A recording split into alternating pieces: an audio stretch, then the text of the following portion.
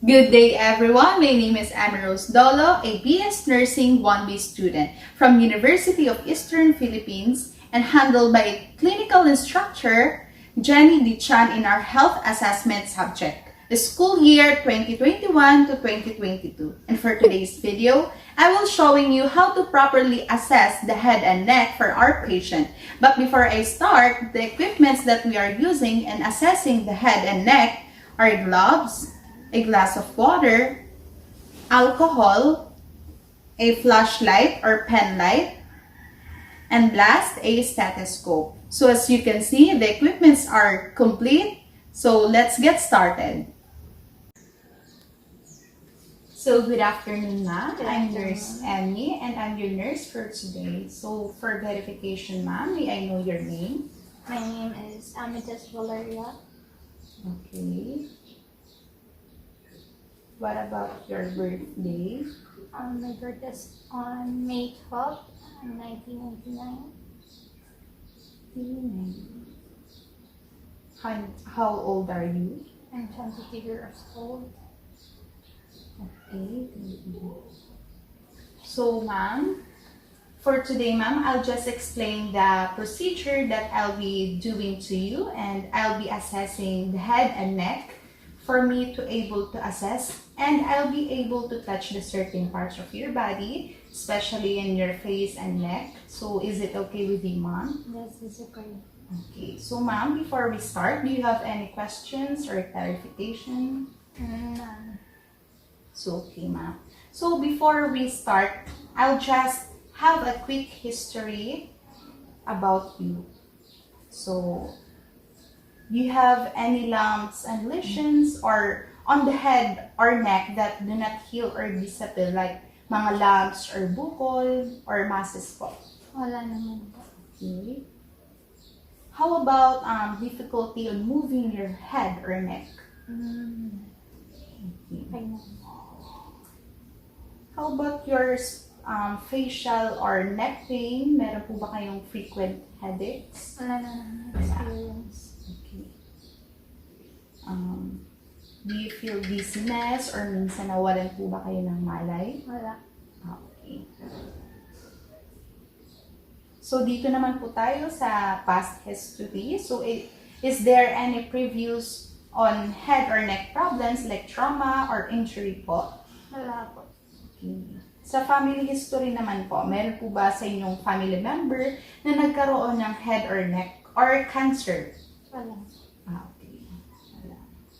How about po sa migraine headaches? Wala naman. Okay.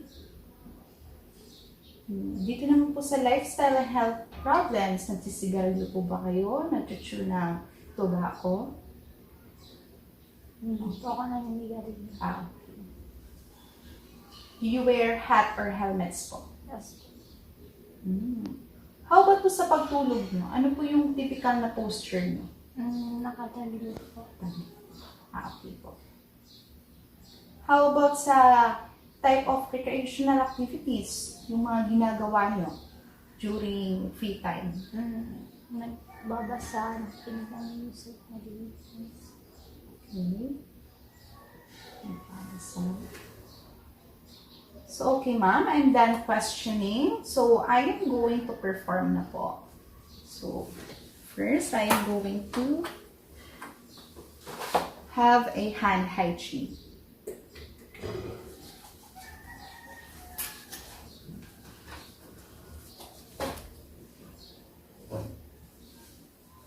So, after a hand hygiene, I will close the curtain for the privacy nyo po. And so, assuming that I already closed the curtains to have a privacy to my patients, and I'm done doing my hand hygiene. So, first ma'am, I'll be wearing a gloves for the assessment po.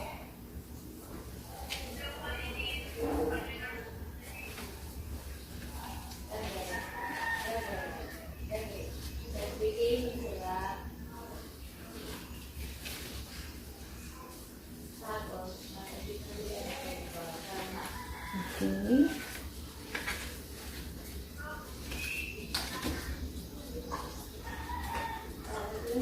So after that po, i-inspect ko po ang iyong face at ipapalpate ko po ang iyong ulo. So is it okay with you, ma'am? Yes. Okay, so I'll just palpate your head.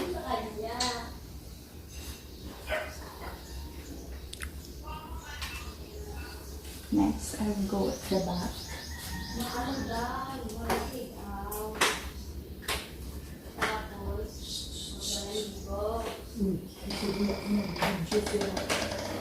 And next, I will inspect the head.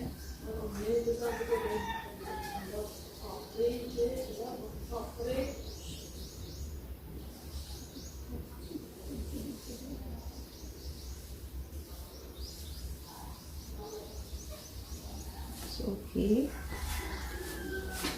So I'll just observe your head, ma'am. So I observe that your head is symmetrical around and erect. It is in the midline and your head is appropriate in your body.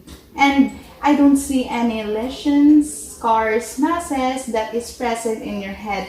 And also there are no parasites like lices and I didn't observe any alopecia. So next, I will be checking your facial symmetry and facial movement symmetry. So okay, ma'am. Next, I'll be checking your facial symmetry and facial movement symmetry. So, okay. Next, I'll be checking your cranial nerve number 7, which is the facial nerve. So please, can you do the things that I'll tell you to do? Is it okay, ma'am? Yes. So can you please raise your eyebrows? Can you lower it? Can you blink your eyes? Close your eyes tightly po. Tightly po. Okay, open it. Next po is smile. Do a front face like this. Next, how about your puff cheeks? Okay, very good. So, as I observe, wala naman po akong nakitang any abnormalities sa pinapagawa ko pong observations. And I didn't see any drooping the side of your face and the other side at pantay lang po siya. And now, I'll be palpating your temporal artery. So please allow me to touch it again, ma'am. So, can you please bite like this? Again, ma'am. And next, I'll be checking your mandibular joint. So can you please open your mouth po? Again. Okay, so I haven't seen any swelling and wala naman po akong na-observe na any abnormalities. So after I assess you, ma'am, nakaramdam po ba kayo ng pain or tenderness? Wala. Okay. Nakaranas din po ba kayo ng lagnat nung nakaraang araw? Wala naman. Okay. And now, I'm then assessing and observing your head, ma'am. So next, I'll be assessing your neck. So, I will observe it.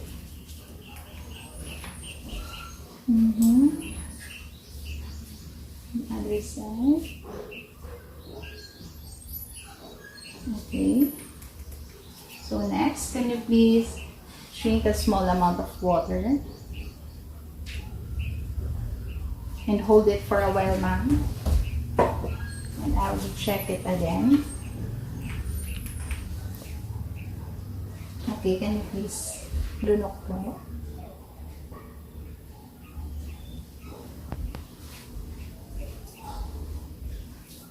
Okay. So as you can see po, that your trachea is in the middle line. And yung paglunok po nyo ng water, okay naman po yung process. And I didn't see any bulging or any swelling pagdating po sa ating neck part. So, nung pag-inom nyo po ng tubig, nakaramdam ba kayo ng tenderness or pain? Wala. Okay, that's good to hear. So, I'll just note it.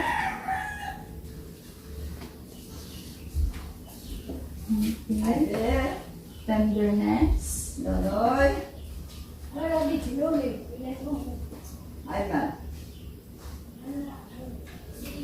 Any other?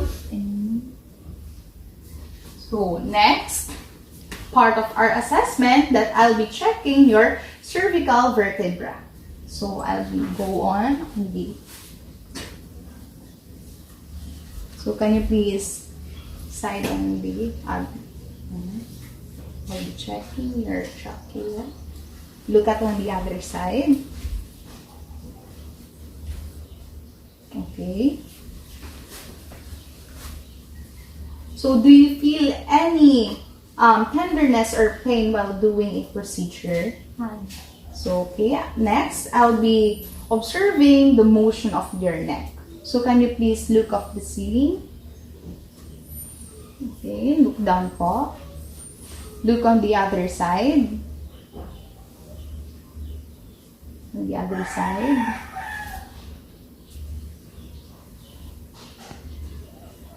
Okay. So do you feel any tenderness again and pain while doing that procedure? Okay. Next, I will be palpitate your trachea.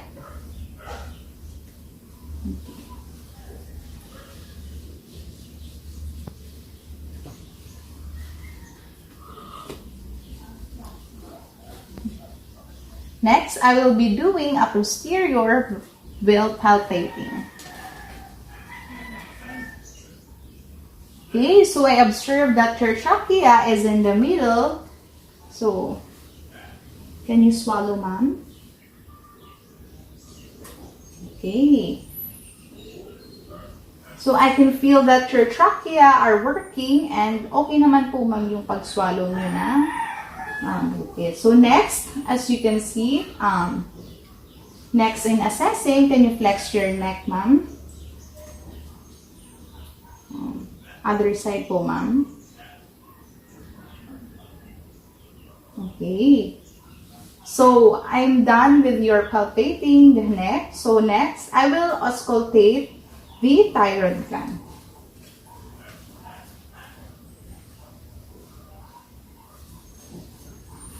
So, I will use this.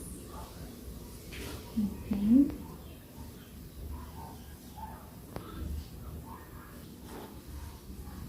So, can you, ma'am, please inhale? Hold your breath and exhale. Okay, on the other side naman po.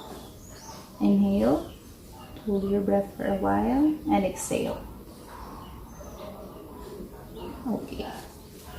So as I can see, there are no present roots and carotid artery are functioning well. And for the last po, ma'am, I'll be palpating your lymph node.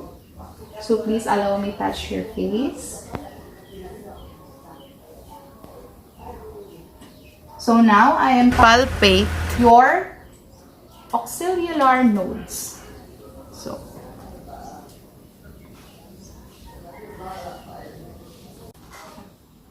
and last, I'll be palpating your preauricular lymph nodes. So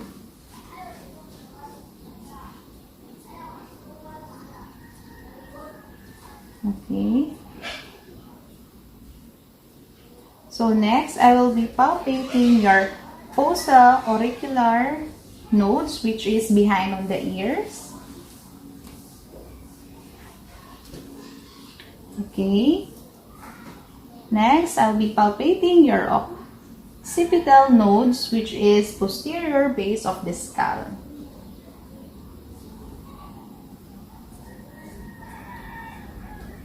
So, okay. Your tonsillar nodes. On the angle of the mandible or on the anterior edge of the sternocleidomastoid muscle. So next, on the submandibular node naman, which is in the medial border of the mandible. Wait lang. Next, on the submental node, so it is behind on the mandible.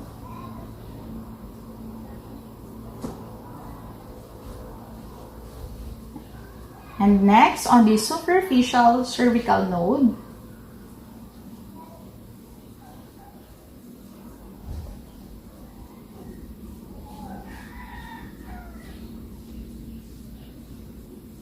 Okay.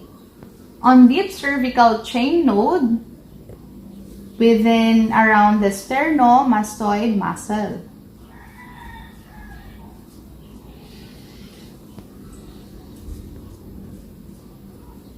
Okay, so in posterior cervical node,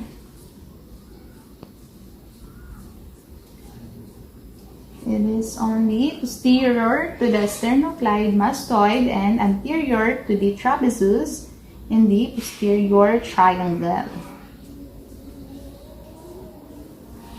Okay, next, and for the last, the supraclavicular nodes. So, by hooking the finger over the clavicles and feel deeply between the clavicles and the sternomastoid muscle.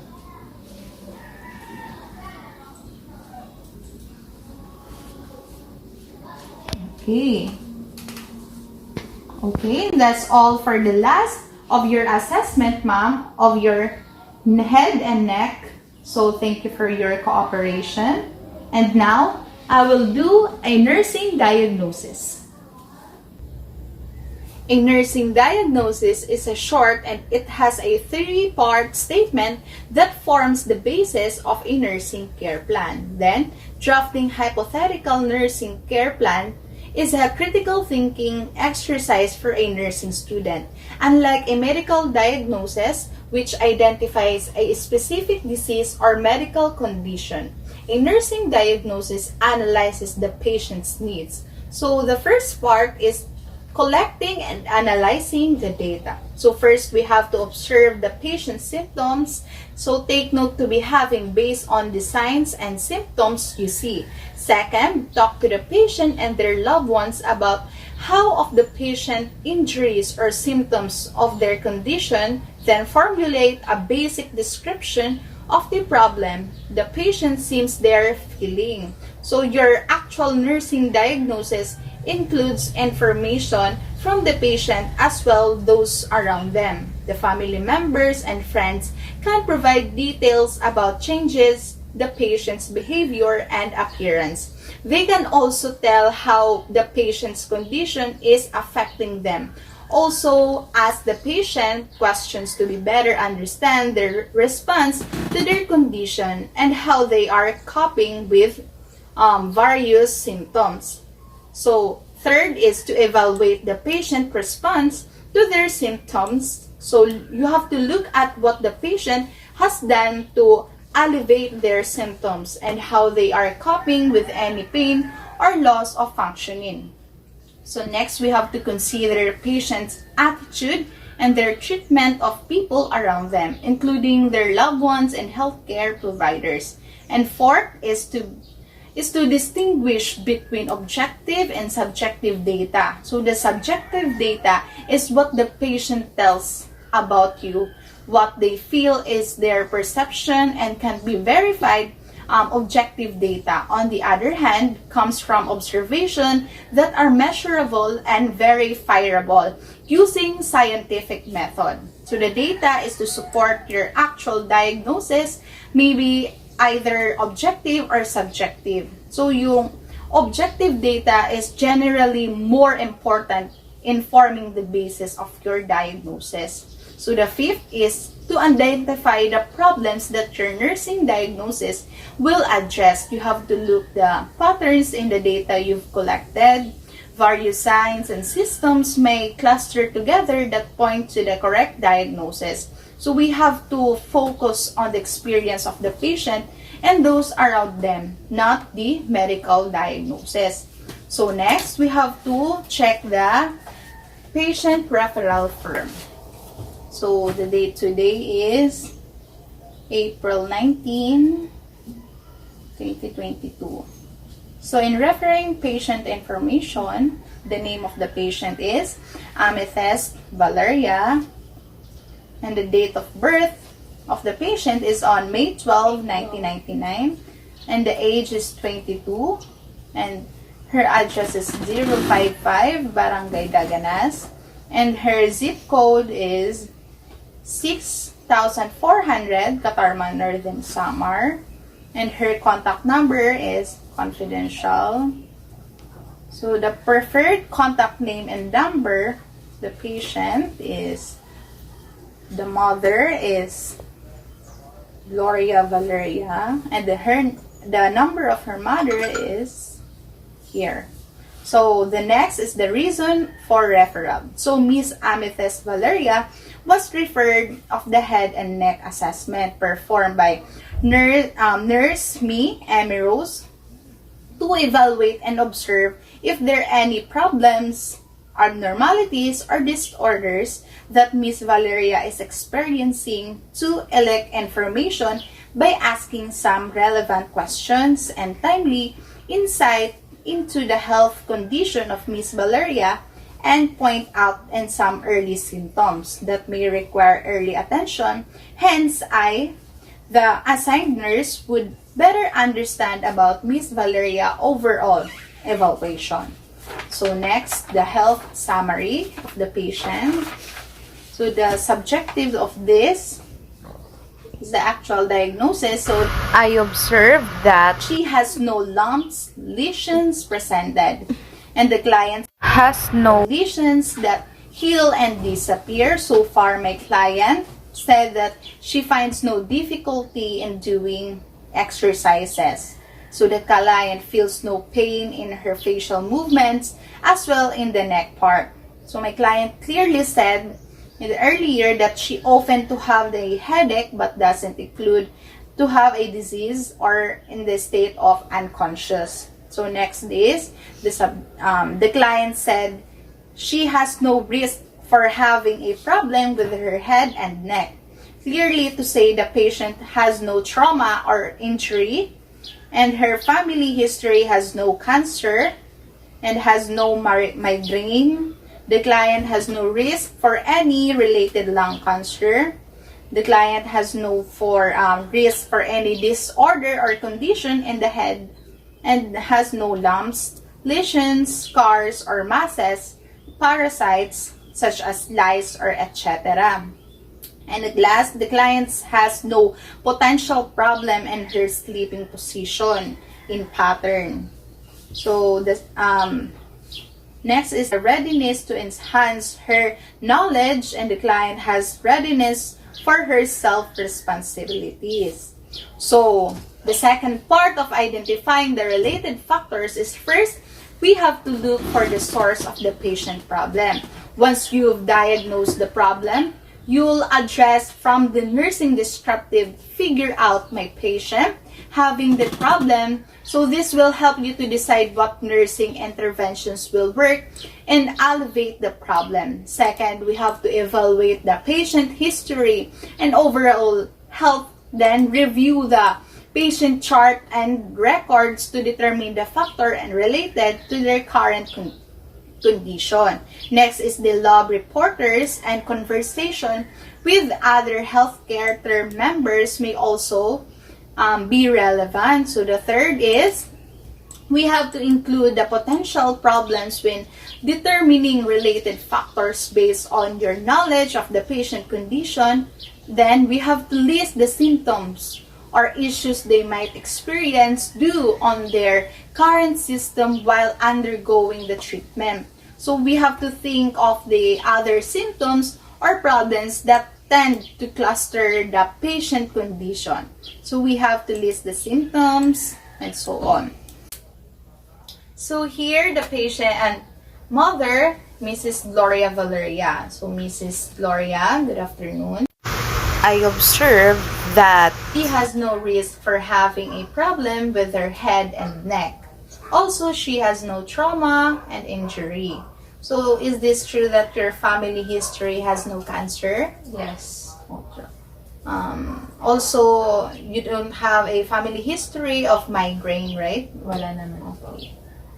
Also, she said that she has no risk for any related lung cancer and disorder or condition in the head and has no lumps, lesions, scars, or masses, parasites such as lice that I observe her. Also, she said that she has no potential problem in her sleeping position and pattern.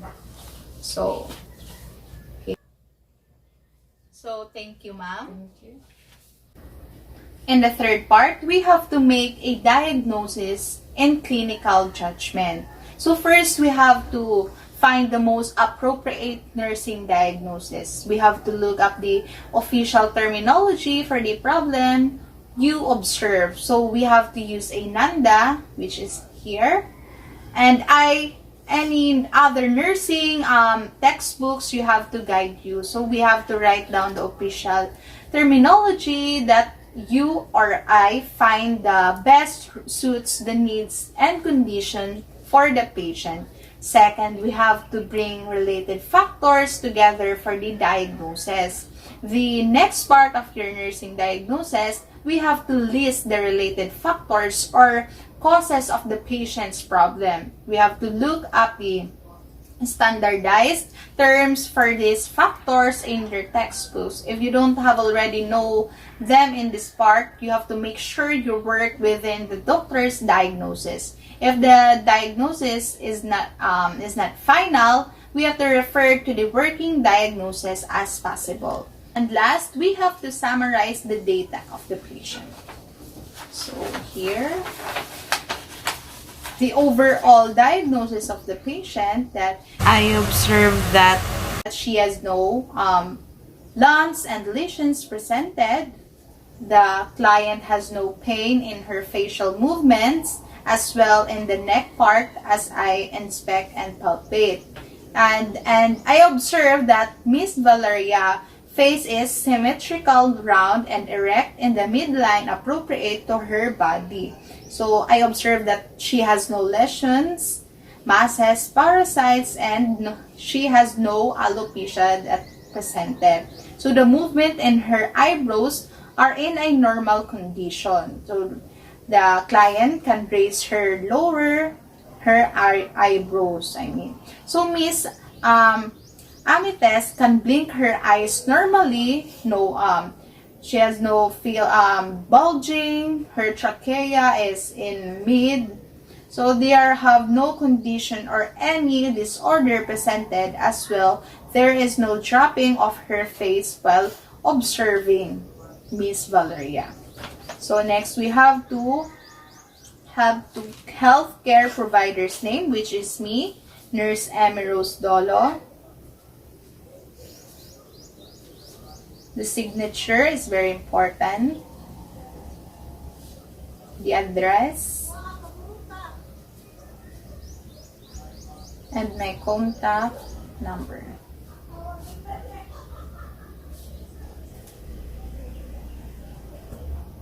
So I'm done in making a diagnosis of my patient. So that's all for the neck and head assessment. Thank you.